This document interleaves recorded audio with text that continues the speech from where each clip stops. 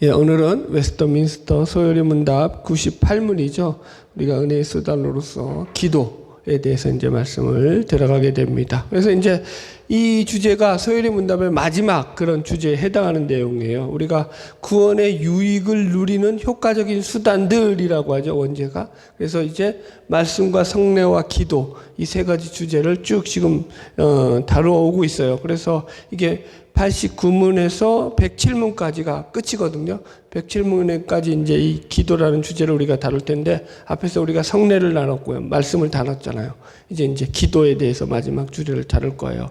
그래서 이제 말씀을 들어가기 전에, 제가 이제 시작하기 전에 들어가는 말을 잠깐 썼어요. 기도의 정의, 무엇을 구할 것이냐. 그러니까 하나님의 말씀과 기도의 관계, 이렇게 표현을 해놨어요. 그러니까 이런 거예요. 우리가 은혜의 수단으로서 말씀이 제일 중요하다고 했잖아요. 그래서 말씀 가운데서 성례와 기도가 같이 이제 세워져 가는 거거든요. 그래서 이 기도도 말씀에 이끌려야 되는 거예요. 말씀이 없이 기도만 하는 거 위험하다라는 거죠. 우리가 쉽게 기도를 하나님과의 대화라고 말하잖아요. 하나님과의 대화. 그죠? 가장 쉽잖아요. 그죠? 그럼 하나님과 대화인데, 그러면 생각해 보세요. 그 대화는 어떻게 이루어져야 될까요? 인격적이고 서로가 서로를 더 대화를 통해서 깊이 알아가고 교제하는 식으로 이루어져야지 정상적인 대화죠. 그 대화가 일방 통행이면은 그건 대화예요? 통보예요? 통보죠. 통보를 기도라고 해요? 기도라고 안 해요? 통보는 기도가 아니에요. 그래서 그걸 잘 이해하셔야 돼요. 그런 차원에서 말씀이 바탕이 되어야 하는 거예요. 자, 말씀과 기도의 관계 읽어볼게요.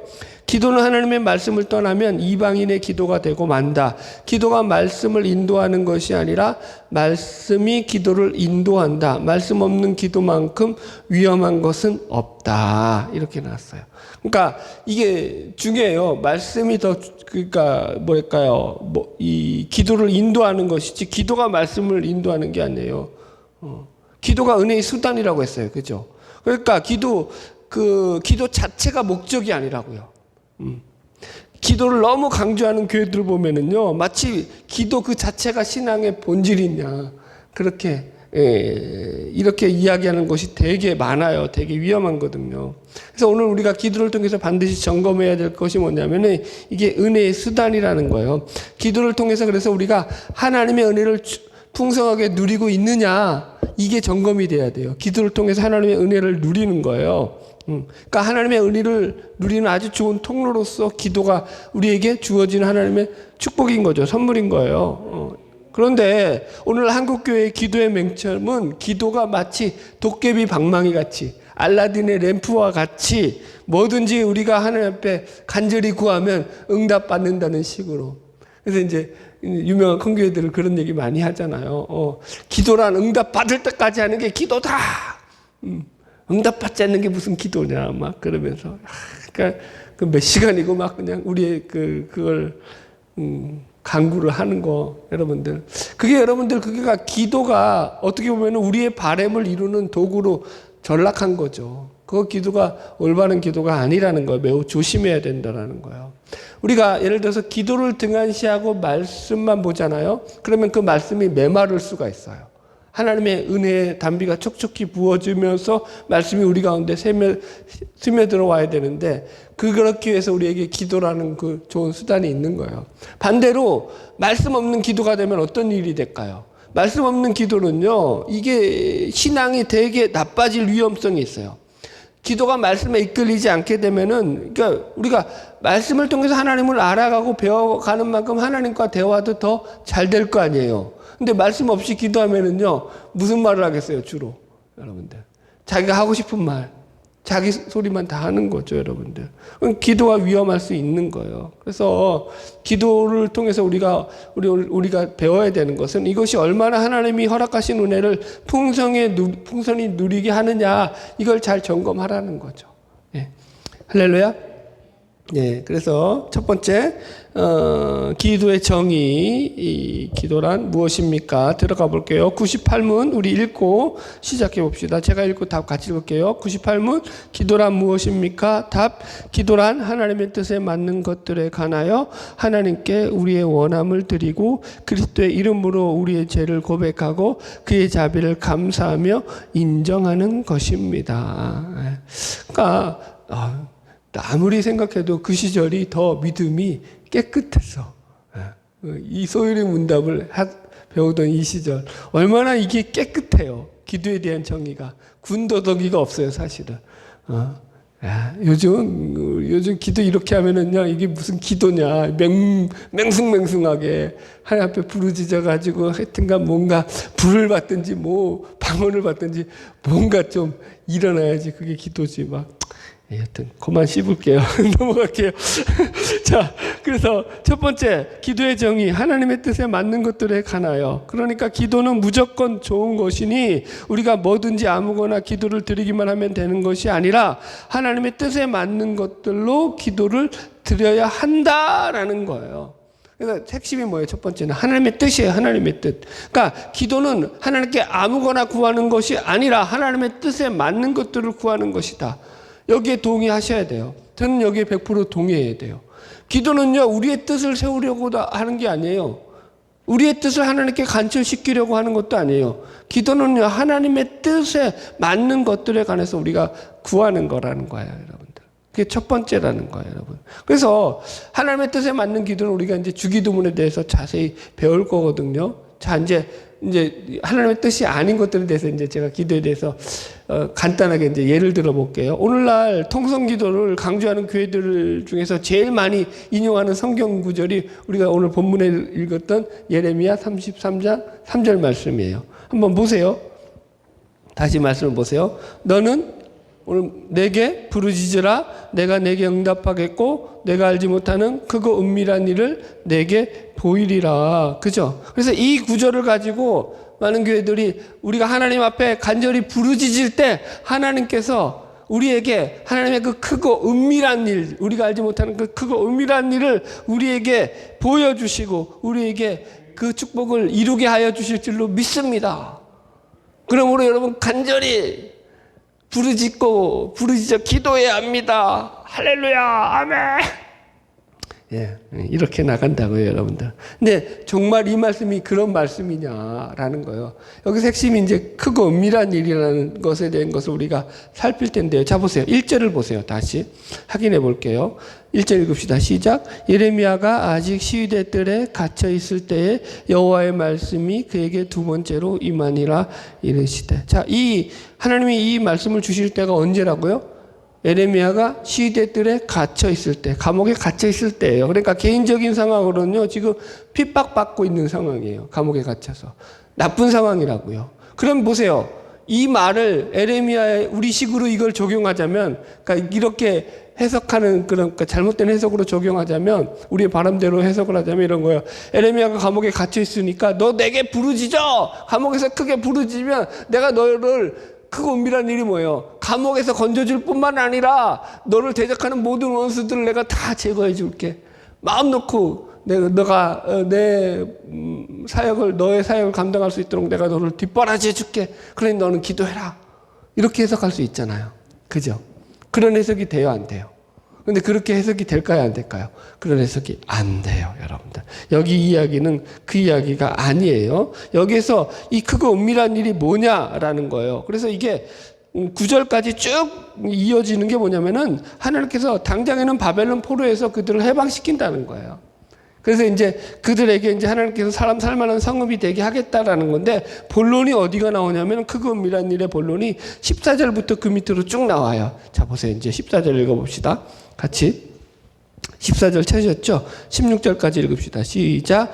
여호와의 말씀이니라. 보라, 내가 이스라엘 집과 유다 집에 대하여 일러준 선한 말을 성취한 날이 이르리라. 그날 그때에 내가 다윗에게서 한 공의로운 가지가 나게 하리니 그가 이 땅의 정의와 공의를 실행할 것이라. 그날에 유다가 구원을 받겠고 예루살렘이 안전히 살 것이며 이 성은 여호와는 우리의 의라는 이름을 얻으리라. 이렇게 나와요. 나와요. 자, 보세요. 여기서 기도의 성취로 이루어지는 하나님의 그 은밀한 일, 그 결국이 뭐냐면은 하나님께서 그러니까 이걸 우리 오늘날 본문 주제식으로 하면은 지금 본문 주제식으로 하면 이게 하나님의 뜻이죠. 그죠? 하나님의 크고 은밀한 일. 그죠? 오늘 본문식으로 하면 이게 뭐예요? 하나님의 뜻. 이게 뭐냐면 하나님의 공의와 정의가 다윗의 자손을 통해서 이루어지는 것이다 라고 설명되어 있어요. 그죠? 네, 네. 하나님의 공의가 다윗의 자손을 하나님께서 그 다윗에게서 한 공의로운 가지가 나게 하셔서 그가 이 땅의 정의와 공의를 실행하는 것. 이게 바로 하나님의 뜻이야. 이게 바로 하나님의 그거 은밀한 일이야. 그게 이루어지는 거야.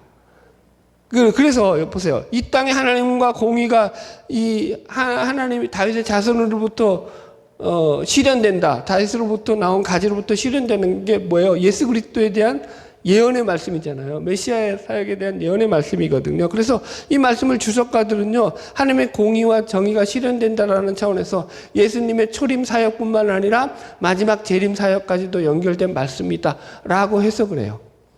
자, 그렇다라는 것은 보세요. 지금 예레미야를 통해 가지고 말씀하시는 하나님의 뜻이 우리가 생각하고 있는 하나님의 뜻과 같아요, 달라요? 그죠? 일반적으로 사람들이 생각하는 이 뜻, 하나님의 뜻, 그러니까 하나님의 크고 은밀한 일, 우리에게 우리의 소원을 성취하게 하시고, 우리에게 큰 업적을 이루게 하시는 그런 일이 아니라, 그죠? 예수 그리스도를 통해서 우리에게 그 구원을 이루시는 그 일이다라고 지금 성경에서 하나님의 뜻이 그렇다라고 우리에게 말씀하고 있다라는 거예요, 여러분들.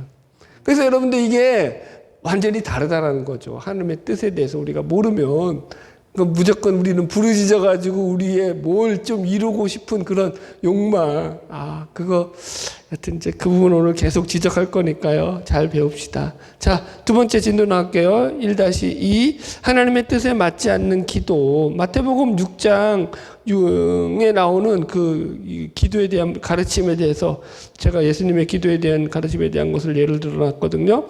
자, 보세요. 첫 번째가 뭐냐면 외식하는 자의 기도예요. 사람들에게 보이려고 회당과 큰 거리 어귀에 서서 하는 기도.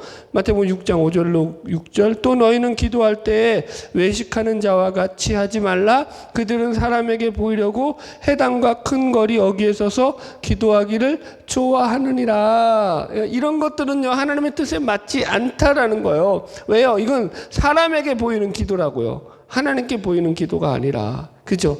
주님께서 말씀하신 기도는 골방에서 하라고 표현하고 있어요. 은밀한 중에 보시는 하나님께서 갚으신다라고 표현하고 있죠. 그러니까 이 기도가 예를 들어 드릴게요. 사람에게 하는 대표적인 기도. 제가 이제 대형교회에서 자라난 그런 전형적인, 그죠?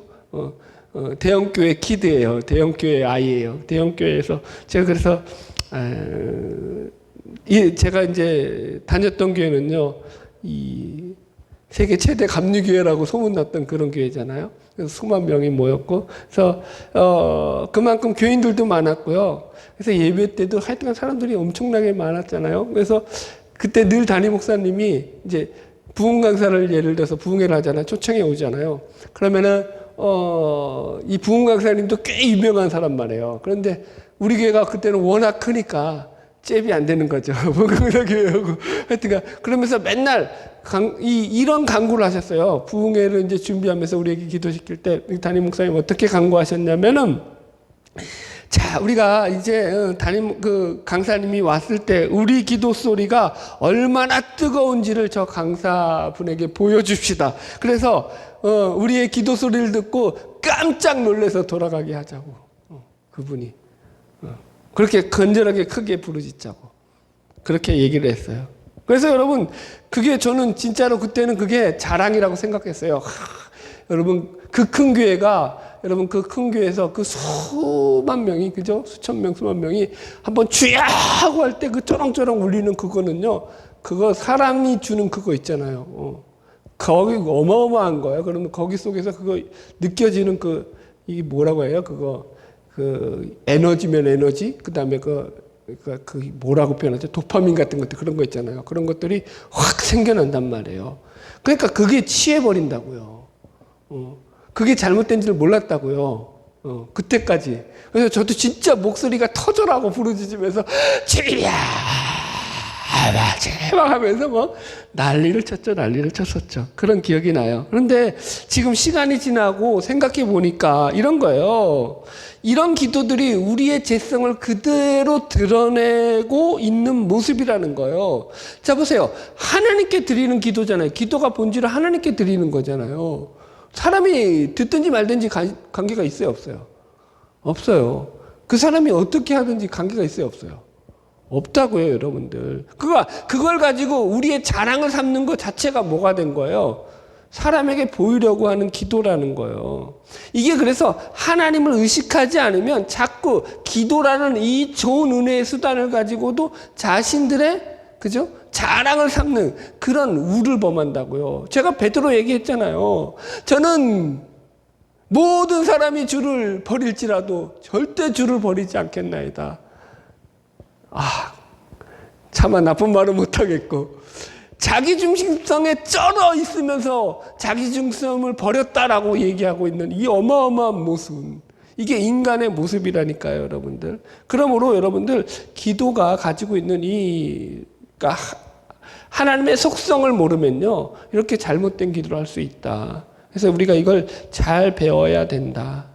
넘어갈게요. 두 번째, 이방인과 같은 기도, 중언부언하며 말을 많이 하는 기도라는 거죠. 7절에 보면 또 기도할 때 이방인과 같이 중언부언하지 말라. 그들은 말을 많이 하여야 들으실 줄 생각하느니라. 그래서 열심으로 신을 감동시키려는 무지라고 표현했어요. 이런 기도들 많잖아요. 아브라함의 증보기도, 그렇죠? 계속 기도 깍주 하나님 앞에 숫자 깎는 거. 그 다음에 또 엘리야의 7번의 기도, 그죠?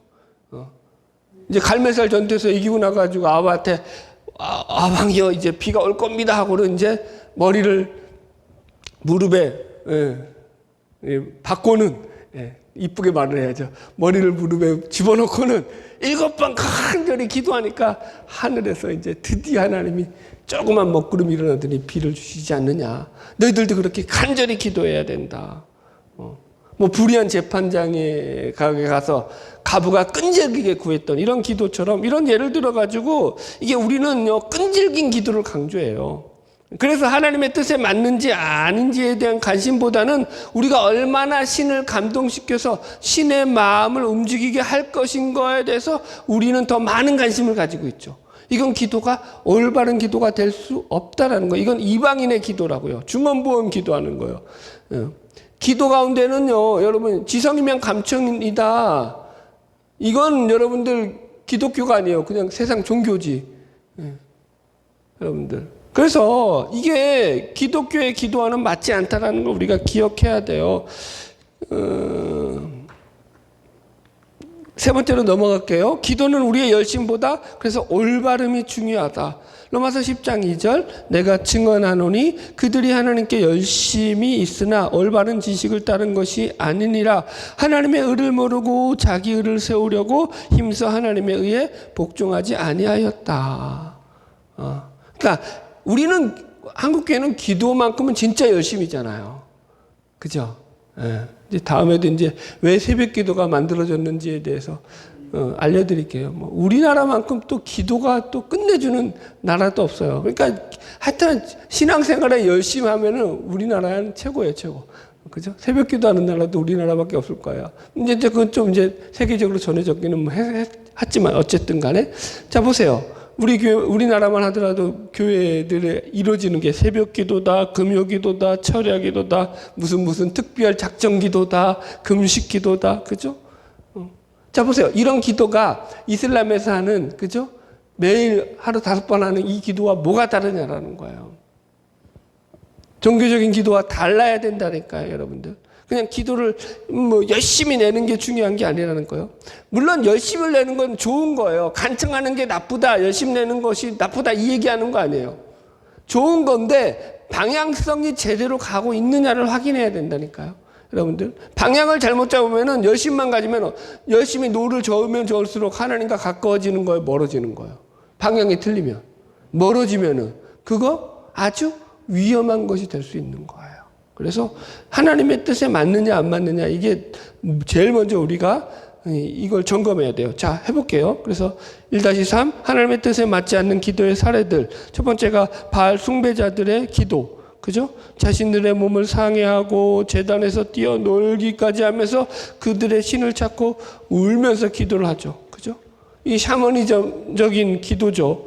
그러자 이제 이 조롱하잖아요. 이 엘리야가 보세요. 열왕기상 18장 27절 큰 소리로 부르라. 그는 신인즉 묵상하고 있는지 혹은 그가 잠깐 나갔는지 혹은 그가 길을 행하는지 혹은 그가 잠이 들어서 깨워야 할 것인지 누가 아느냐. 이거 뭐예요 지금. 엘리야가 조롱하는 거예요. 조롱하는. 너희 신이 잔다야. 빨리 깨워라. 그렇게 하든지 뭘 하든지 그렇게 하는 거죠, 여러분들. 이게 그러니까 무당하고도 비슷해요. 여러분 구판을 조용하게 벌려요, 시끄럽게 벌려요? 어떻게 시끄럽게 벌려요? 아주 천지사방 다 그냥 다 울리도록 하죠, 뭐지 그냥 우리 굿한다고 깽깽깽깽깽깽깽 하면서 진도 당다당다당다당당 하여튼 죄송해요. 하여튼 그렇게 왜 그래요? 왜? 귀신 깨우는 거거든. 그런 의식이거든. 그런 거하고 비슷해요, 여러분들 지금 조롱하는 거예요. 자, 그러면서 이제 뭐예요?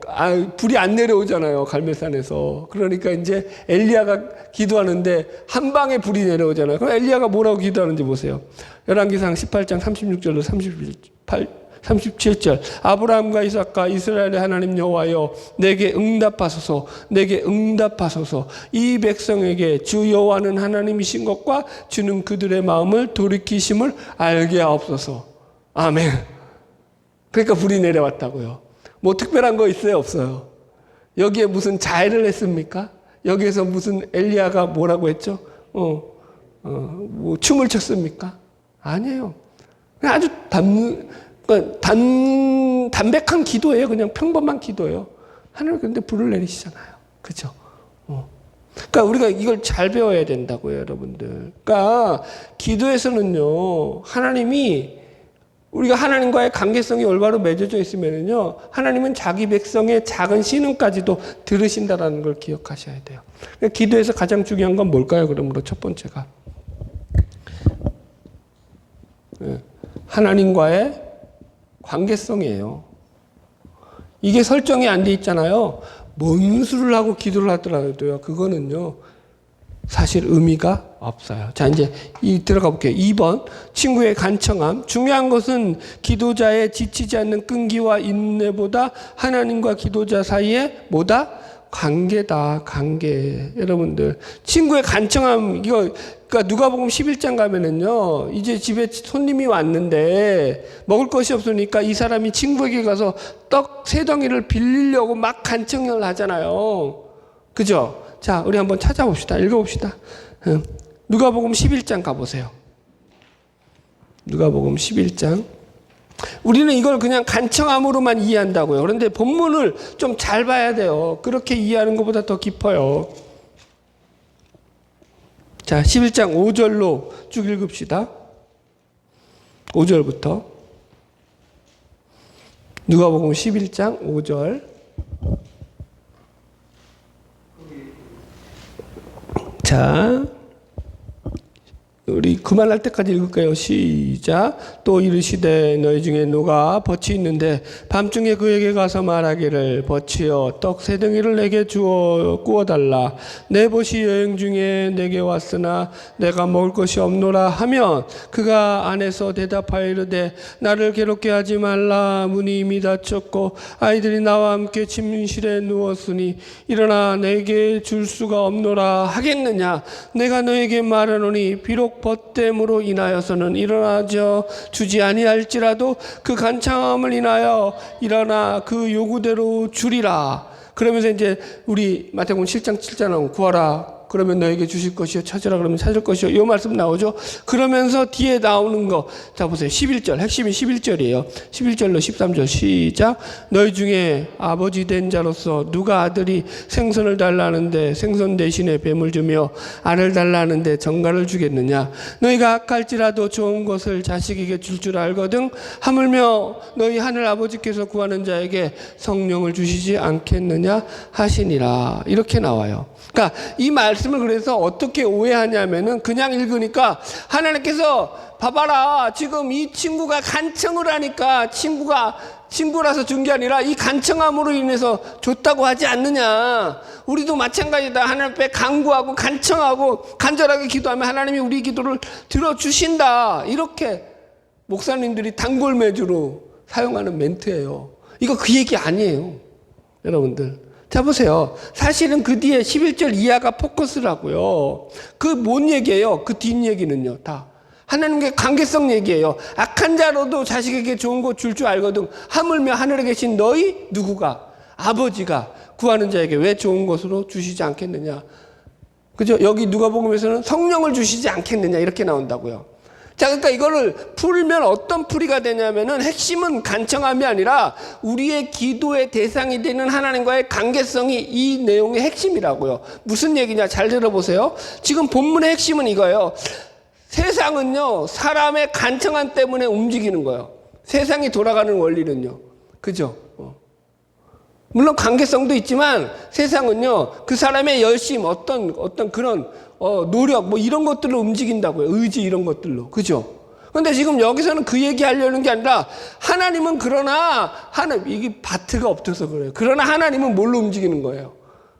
그의 간청함 때문에 움직이는 게 아니라 그와의 관계성 때문에 움직인다라고요. 그가 자녀이기 때문에 좋은 것으로 주신다라는 거예요. 아멘? 이해하시겠죠, 여러분들? 이게 또 나온다니까요. 자, 하나 더 찾아볼게요. 여기 몇 절이에요? 누가복음 18장 가보세요. 누가복음 불의한 재판관의 비유.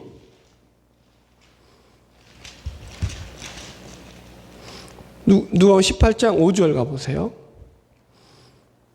이것도 다 읽읍시다. 그냥 1절부터 쭉 읽읍시다. 18장 1절부터 7절까지 읽읍시다. 시작. 예수께서 그들에게 항상 기도하고 낙심하지 말아야 할 것을 비유로 말씀하여 이르시되 어떤 도시에 하나님을 두려워하지 않고 사람을 무시하는 한 재판장이 있는데 그 도시에 한 과부가 있어 자주 그에게 가서 내 원수에 대한 나의 원한을 풀어주소서 하되 그가 얼마 동안 듣지 아니하다가 후에 속으로 생각하되 내가 하나님을 두려워하지도 않고 사람을 무시하나 이 과부가 나를 번거롭게 하니 내가 그 원한을 풀어주리라. 그렇지 않으면 늘 와서 나를 괴롭게 하리라 하였느니라. 주께서 또 이르시되 불의한 재판관이 말한 것을 들으라. 하물며, 핵심이 이거겠죠. 하물며 하나님께서 그 밤낮 부르짖는 택하신 자들의 원한을 풀어주시지 아니하겠느냐. 그들에게 오래 참으시겠느냐. 이거예요.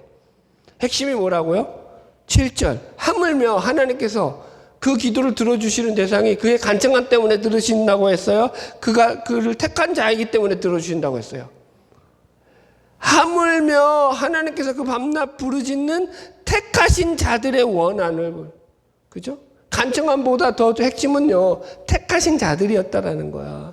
하나님과의 관계 맺은 자들이기 때문에 하나님께서 그 원한을 풀어주신다라고 얘기하고 있다고요. 이해하셨죠?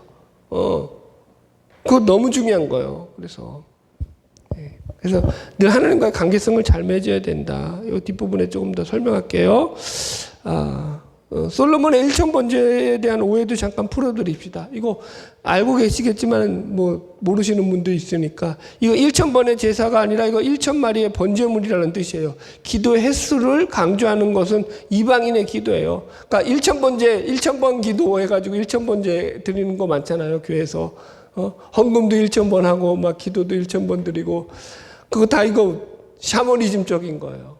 전 그런 거 바람직하지 않다라고 생각해요. 물론 열심을 동원하고 그렇게 타이틀을 붙인다라는 것은 충분히 이해하지만 그건 성경을 오역하는 거죠. 성경은 지금 여기서 1000번의 횟수를 말하는 게 아니라 1,000번을 드렸다는 그 소리가 아니라 1,000마리의 재물을 드렸다라는 거예요. 그죠?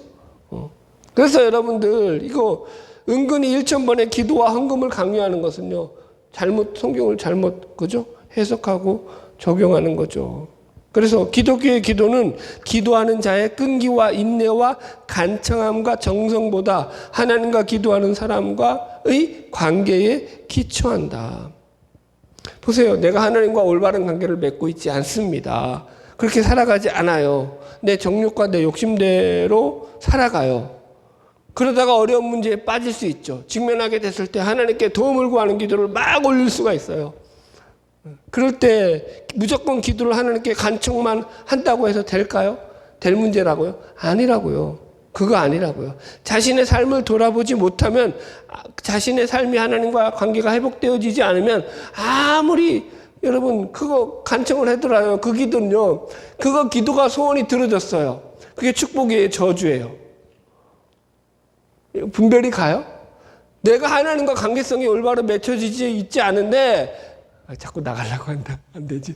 하나님과의 관계성이 올바로 맺혀지지 않은 그런 삶을 살면서도 어떻게 큰 문제가 닥쳐서 그냥 그때 특별 기도하면서 새벽 기도 나오면서 주여 도와주시옵소서 간청을 했는데 마침 그 기도가 딱 응답돼서 문제가 해결이 쫙 돼버렸어. 그래서 또 지 마음대로 잘 먹고 잘 살아. 하나님을 제대로 관계 맺지도 않으면서. 그건 축복이 아니라 저주라고요. 기도 응답이 아니라 저주라고요. 병을 고쳐서 뭐 하려고요? 너무 심했나? 고쳐야죠. 병을 고침 받아야겠죠. 병을 고침 받아야 되는데 기도해서 병을 고침 받는 것보다 더 중요한 것은 내가 하나님과 어떤 관계로 살아가느냐라니까요. 그죠? 여러분들? 그래서 이게 자 보세요. 하나님과의 대화를 나누는 거예요. 예를 이렇게 들어볼게요. 만약에 어떤 자식이 부모의 말을 안 들어요. 그래서 부모가 타이르죠. 그렇게 살면 안 돼. 너 그렇게 행동하면 안 된다라고 좋은 말로 타이르고 잔소리를 하죠. 그래도 그 자식이 그 말을 안 들어요. 그럼 어떻게 될까요? 그럼 어떻게 되죠? 나중에 가면은요, 서로 대화를 하는데 부모의 말을 안 듣는 자식과 대화를 하게 되면요, 대화가 단절된 대화라고 하죠. 그냥 그 서로를 건드리지 않는 대화. 그냥 표면적인 대화.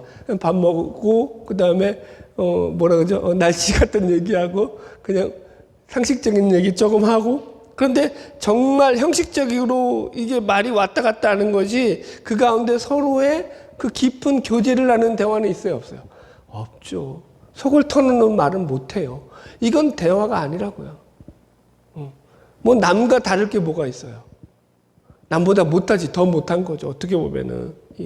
그래서 이게 이런 것들이 대표적으로 잘못된 기도의 표본이라는 거죠. 그 설명을 지금 드렸습니다. 자, 2번 넘어갈게요. 기도의 정의. 그래서 하나님께 우리의 원함을 드리는 거예요. 여기서 이제 이 부분을 잘 해석해야 돼요. 보세요. 이게 그래서 우리의 원함, 우리의 갈망과 하나님의 뜻이 이게 어떻게 조화를 이룰 것이냐. 요거 중요해요. Prayer is an offering of our desires unto God. 예. 한번 읽어봤어요. 그래서 우리의 원함이 우리의 갈망, 소망, 바람 이런 걸로 번역이 돼요. 그러니까 our desires라고 하니까 그러나 물론 이 원함도 반드시 하나님의 뜻에 맞아야 된다는 게 대전제라는 거예요. 처음에 나왔던 하나님의 뜻에 관하여가 대전제예요. 그 하나님의 뜻을 맞추는 범위 안에서 우리의 소원과 우리의 바람이 나아가야 된다라는 거예요, 여러분들. 그러니까 보세요. 이게 서로 부합되지 않잖아요. 그럼 어떤 문제가 발생할까요? 우리의 갈망이요, 하나님의 뜻에 통지되지 않으면은 우리는 어떻게 갈까요? 우리의 성공과 우리의 번영과 우리의 출세와 우리의 풍요와 우리의 번영으로 가죠. 물론 그것도 저도 바라죠. 그런데 그게 여러분들 하나님의 뜻에 벗어날 때가 아주 많고 위험할 때가 아주 많은 거예요. 그래서 그게 문제가 되는 거죠. 보세요. 우리 교회는요, 늘 기도해서 제일 먼저 첫 번째 무슨 기도를 하죠? 하나님 나라와 의를 구하는 기도. 하나님의 뜻을 구하는 기도를 한다고요. 그러니까 이제 그게 뭔 기도인지, 우리 교회 나와도 아직까지 그게 뭔 기도인지도 모르는 분들이 얼마나 많은지 몰라요. 그러니까 이제 재미도 없고 기도가 맹숭맹숭하고, 그러니까 기도 의미도 모르고. 여러분, 그게 바로 우리 인간의 죄인된 모습의 본질이라니까요, 여러분들. 여러분들 보세요. 제가 여러분들에게 우리 교회에서 여러분들 제가 대단한 교회에서 자라났다니까. 여러분들에게 여러분들의 감정을 격동시켜가지고 막 흥분시켜서 기분 좋게 만들고 도파민이 막 펑펑 솟아나게 하는 기도를 이끌어가는 방법과 그 스킬이 없는 게 아니라고요. 얼마든지 여러분들을 그렇게 만들어 드릴 수 있다고요. 그러면 더 모이겠죠. 사람들 더 늘어나겠죠. 그건 하나님과의 관계가 없다고요. 그 기도는요. 그냥 우리를 만족시키는 우리의 욕망을 채우는 수단으로 전락하고 만다고요. 자, 두 번째 질문 2-2. 성경에 하나님은 복 주시는 하나님이라고 하셨는데 우리가 복 주시는 하나님에게 복을 구하는 것도 잘못된 것이냐? 뭐 이렇게 물을 수 있죠. 그래서 제가 친절하게 답을 달아드렸어요.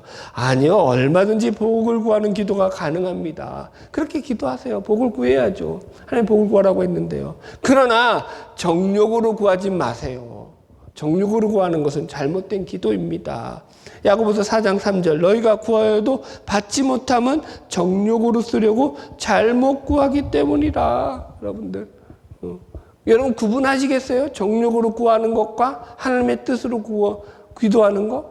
여러분들 벌써 보세요. 하나님의 뜻에 관해서 기도하자 그러니까 이건 무슨 기도가 이게 벌써 이제 저기 하늘만 날르고 있어요. 이건 나하고 관계가 없어.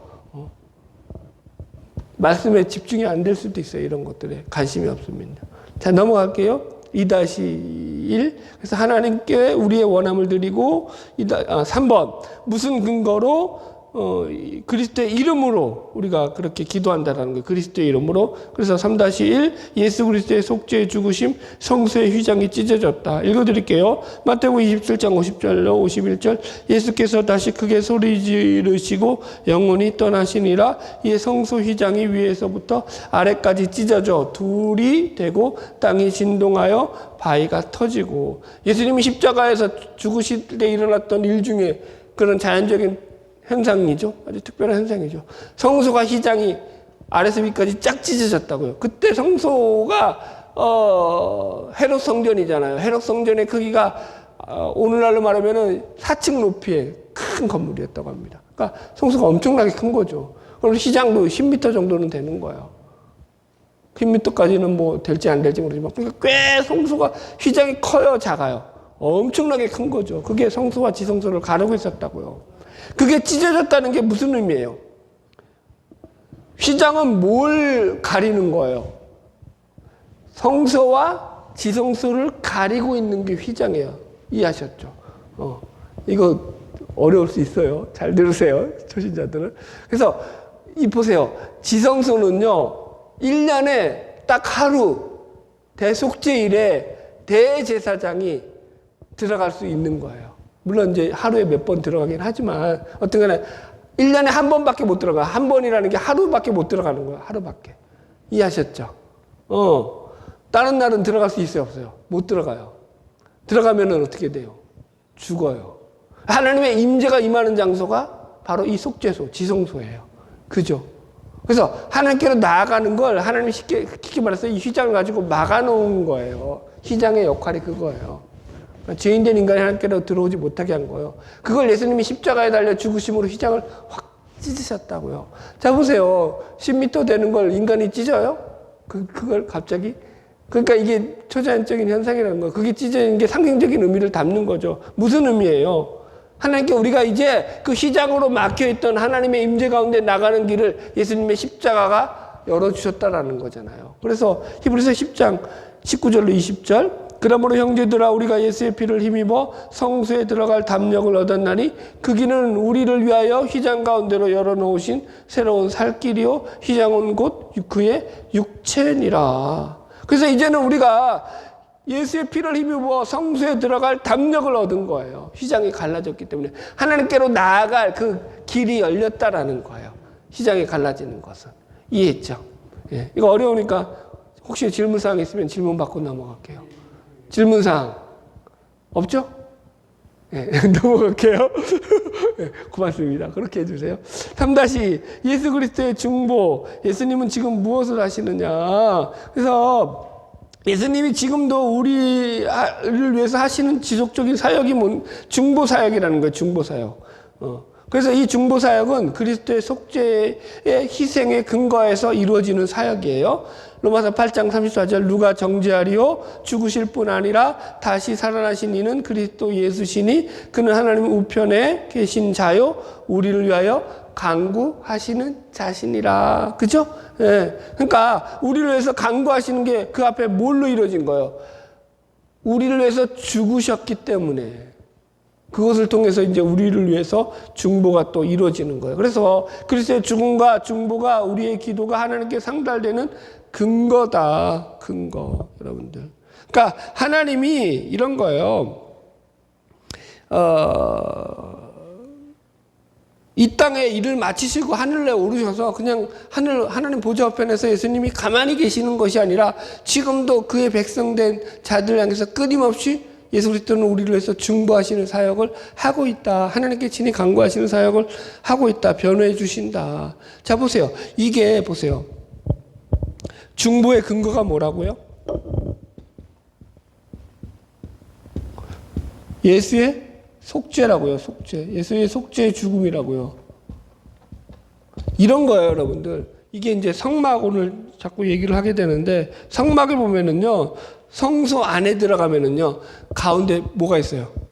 성소에 이제 그 성소 가운데서 떡상이 있고 정금등대가 있고 분향단이 있어요. 가운데 분향단이 있거든요. 이 분향단은 이제 쉽게 말하면은 성도들의 기도라는 표현을 해요. 그럼 분향단에 불은 뭘로 붙여요?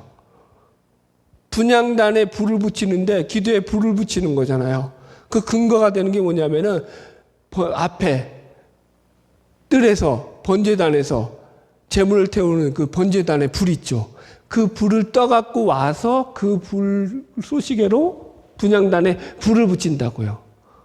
이해하시겠어요? 그러니까 속죄의 근거가, 그러니까 중보의 기도의 근거가 되는 게 뭐예요? 번제단의 불이라고요. 그 불로 거기에 불을 붙인다고요. 그죠? 그래서 그분이 우리를 위해서 중보해 주시는 거예요. 그래서 그게 여러분들 우리가 그리스도 안에서 예수 그리스도의 이름으로 기도한다라는 게 그런 의미인 거예요. 그의 죽으심과 그의 우리를 위해서 행하신 모든 그 대속의 사역이 우리를 위해서 중보하시는 충분한 근거와 힘이 되어지기 때문에 우리가 그의 이름으로 기도하는 거죠. 넘어갈게요. 그리스도의 죽음과 중보가 우리의 기도가 하늘께 상달되는 근거 얘기했어요. 그래서 요거 조금 설명 더 할게요. 그래서 이게 기도를 할 때 만약에 어느 목사님의 그 능력 있는 기도의 능력 때문이다. 제가 늘 얘기했죠. 좀 자꾸 가톨릭 얘기를 해서 죄송하긴 한데 가톨릭은 뭘 한다고? 인효론. 사람이 효력이 있다는 거예요. 그 사람마다 다르다라는 거예요. 그 가톨릭이에요. 목사님 찾아가지고 어떤 신령한 목사님이 능력이 있어서 영권이 있어서 그분의 기도를 들으면 하나님이 기도 들어주신다. 인효론이라고요. 그건 가톨릭이라고요. 여러분들 개신교 아니에요. 여러분들. 여러분 우리는요 예수 그리스도의 십자가의 보혈로 말미암아서 그 휘장이 갈라짐으로 말미암아서 누구든지 하나님 앞에 나아갈 수 있는 담력을 얻었다고요. 내 기도가 보잘것 없다고 할지라도 예수 그리스도의 보혈로 구원받은 하나님의 자녀고 백성이면은 여러분 어느 신령한 목사의 기도와 다르지 않다라는 거예요. 우리 목사님은 영빨이 있으셔서 우리 목사님 기도 받으면 더 효험이 있어요. 제발 이딴 소리 좀 하지 마세요. 제가 오면 기도해 주죠. 왜 안 해줘요? 그래서 내가 나한테 기도 안 받으러 오나? 기도해 주죠. 왜 안 해줘요? 그런데 그게 아니라고요. 우리는 그렇게 기도하는 게 아니에요. 진정한 중보는 누가 하시는 거예요? 예수님이 하시는 거예요. 진정한 중보자는 예수밖에 없는 거예요, 여러분들. 그러니까 여러분들 어느 목사의 기도가 능력이 있고 영험했기 때문에 들어주신다 이런 기도 아니에요. 이건 가톨릭의 사제주의고 영웅주의예요. 우리 기도는 그런 거 아니에요. 예수님의 이름으로 기도하세요. 그냥 각자 아멘. 제가 기도해주기 싫어서 이러는 거 아니에요. 오해하시면 안 돼요. 3번 중보기도 용어의 사역의 문제. 그래서 중보자의 뜻은 하나님과 사는 사이에 서는 것이다. 비록 우리가 중보기도라는 말을 일반적으로 성도들이 서로를 위해서 기도하는 말로 사용하지만 성경적으로 볼 때 진정한 중보자는 예수 그리스도 한 분밖에 없다. 예. 넘어갈게요. 3-3 그리스도께서 우리를 위해서 무엇을 간구하시느냐. 이거는 이제 제가 요한복음 17장 대제사장적 기도라고 이름 붙어진 예수님의 기도의 내용들을 따와가지고 정리했어요. 첫 번째가 뭐냐? 우리를 위해서 기도하는 예수 그리스도가 우리를 위해서 중보하시고 기도하는 그 중보의 기도의 내용이 뭐냐? 첫 번째가 보전과 하나됨이에요. 보전과 하나됨. 읽어드릴게요. 요한복음 17장 11절. 같이 읽을게요. 시작. 거룩하신 아버지여 내게 주신 아버지의 이름으로 그들을 보존하사 우리와 같이 그들도 하나 되게 하옵소서. 그러니까 그 백성들의 보존과 하나됨을 위해서 기도한다고요. 보존이 뭐라고요? 여기 써놨죠. 주의 깊게 살피다, 지키다, 관찰하다, 저장하자, 조심스럽게 시중들다, 돌보다, 보호하다. 다양한 의미가 있어요. 그래서 그러니까 쉽게 말하면 보호하는 거예요. 보디가드. 지켜주는 거예요. 그러니까 우리를 기도 가운데서 우리를 지켜주시는 거예요. 하나님이 우리를 갖다가 말씀으로 지켜주시고 기도 가운데서 우리를 하나님께서 지켜주시는 거예요. 그러니까 기도 속에서는 하나님의 돌보심과 지키심이 우리 가운데 작용하고 있다고 생각하시면 돼요. 아멘? 두 번째, 그 보호가 그러면 어떤 보존이냐? 보존의 이유가 뭐냐? 악으로부터의 보호라고 나와요. 요한복음 17장 15절 시작. 내가 비옵는 것은 다만 악에 빠지지 않게 보존하시기를 위함이니라. 그치? 이 보존이 뭐라고요?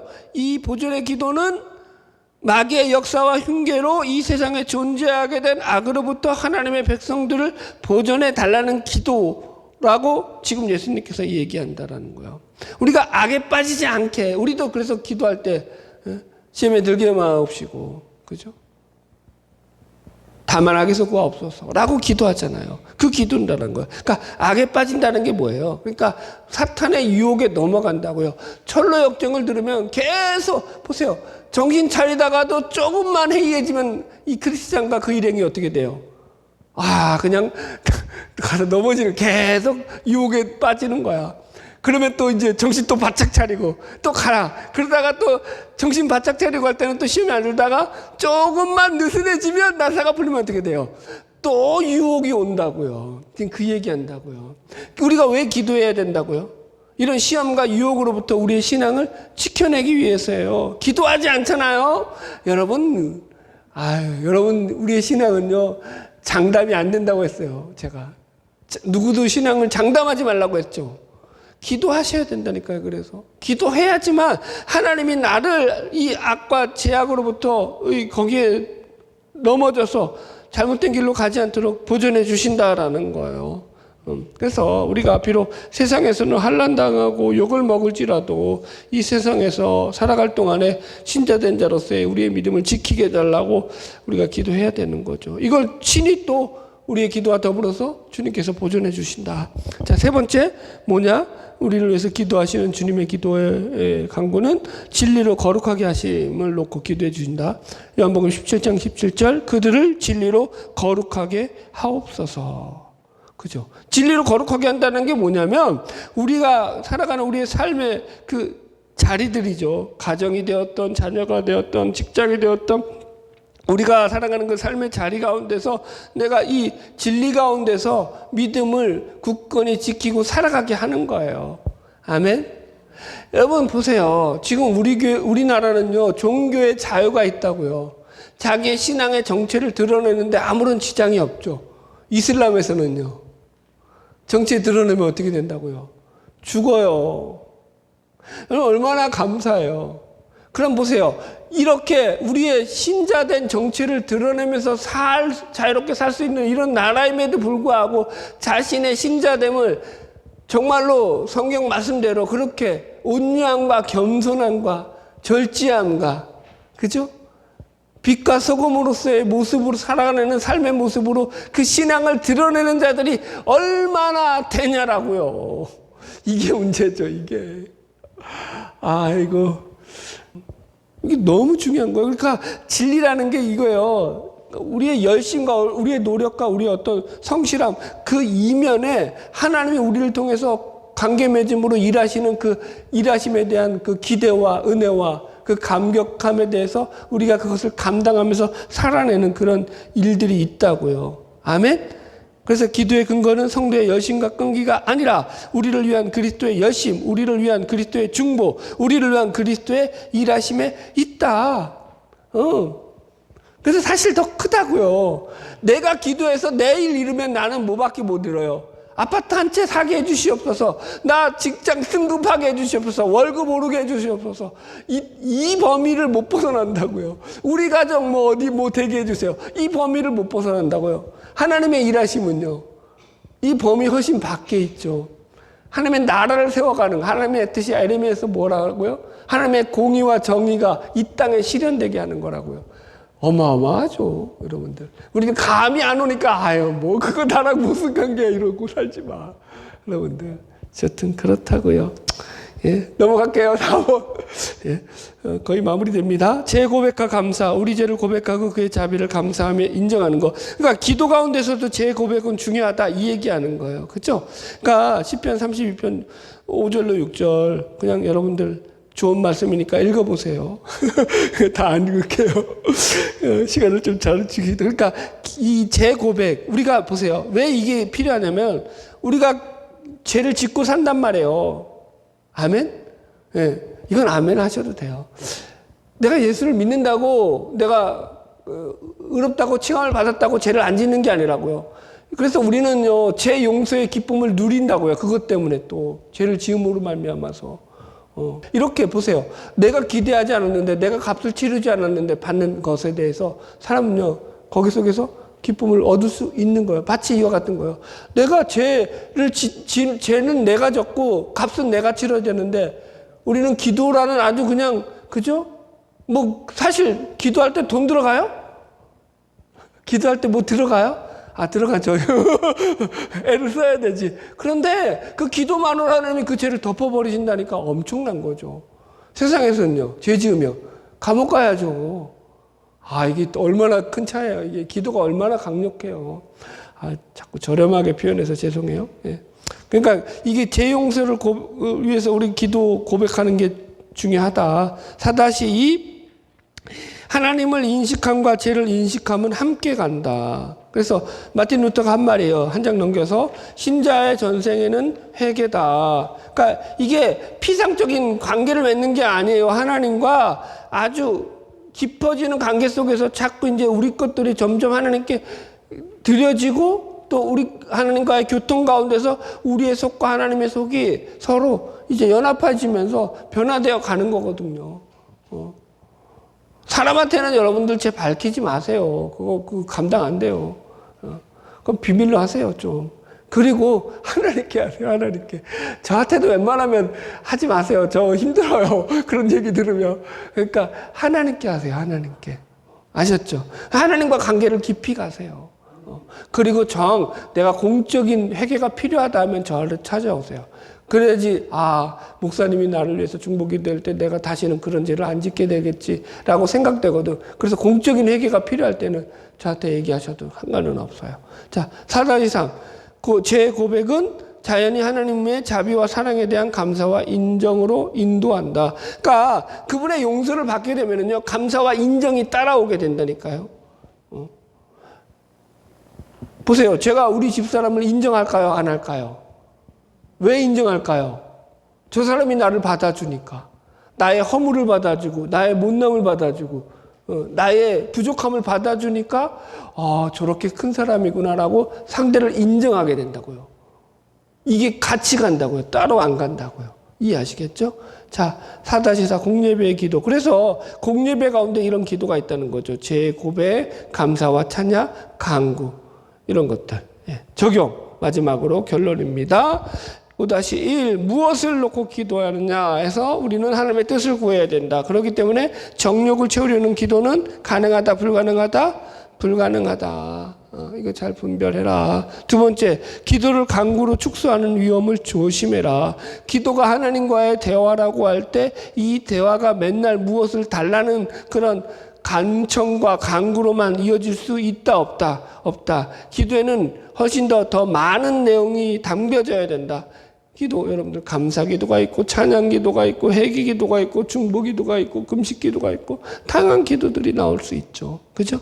여러분들, 이거 단순히 우리 그냥 주야 주시옵소서, 주야 이거 너무 그렇게만 가지 말라. 그거 하지 말라는 얘기 아니에요. 그것도 하세요. 근데 너무 그쪽으로만 가면 별로 하나님이 모르겠다. 자, 5-3 우리의 기도를 성령님이 도우신다. 성령의 강구 대요리문답 182문을 제가 예시해 놨어요. 성령은 어떻게 우리의 기도를 도우십니까?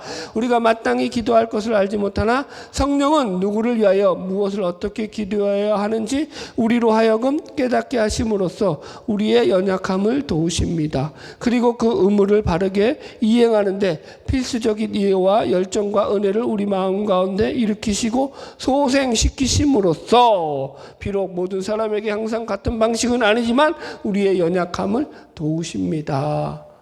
한마디로 이런 거예요. 우리가 기도할 때 기도할 바를 알지 못한다.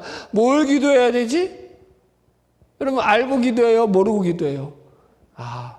알고 기도하면 좋은 건데 모르고 기도할 수 있죠. 모르고 기도할 때 걱정하지 말라는 거예요. 성령이 우리를 잡아주신다는 거예요. 우리 기도 가운데 우리가 기도할 때 성령님이 우리를 도우셔서 우리가 나아갈 바, 기도할 바를 성령님이 알려주시고 그 기도 가운데서 함께 우리를 이끌어 주신다. 그러므로 우리가 성령을 의지함으로 마음껏 기도해도 된다. 여러분들 할렐루야. 바라기는 저와 여러분 날마다 그 인도 가운데 주님의 인도하신 가운데서 기도로 승리하는 복된 믿음이 되기를 주의 이름으로 축복합니다. 기도하겠습니다.